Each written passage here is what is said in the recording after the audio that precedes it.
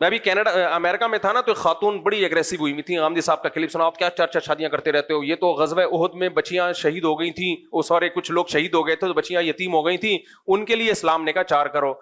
میں نے کہا محترمہ، ان کو تو جواب نہیں دیا، میں نے کہا میں جا کے جواب ریکارڈ کرواؤں گا کہ یہ آپ نے پروفیسر غامدی صاحب کی دلیل سنی ہے. قرآن میں صاف طور پر 4 شادیوں کا تذکرہ ہے، تو غامدی صاحب نے کہا غزوہ احد میں کچھ ایسا ہوا تھا جس کی وجہ سے اجازت دی گئی تھی، تو ضرورت کے وقت اس اجازت سے فائدہ اٹھایا جا سکتا ہے. یہ کہاں سے نکالا آپ نے؟ یہ تو بخاری کی حدیث ہے، حضرت عائشہ کہہ رہی ہیں نا، اور اس کا مطلب بھی وہ نہیں ہے جو آپ بیان کر رہے ہیں، وہ مطلب کیا ہے وہ ایک الگ بحث ہے، لیکن آپ استدلال قرآن کے خلاف کہاں سے کر رہے ہو؟ بخاری کی حدیث سے کر رہے ہو.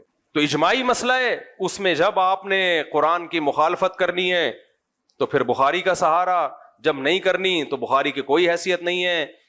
تو بھائی ایک جگہ نہیں، جو بھی اس ایک جگہ ان کا مقصد کنفیوژن پیدا کرنا، ہر مسئلے میں کنفیوژن پیدا کر دینا.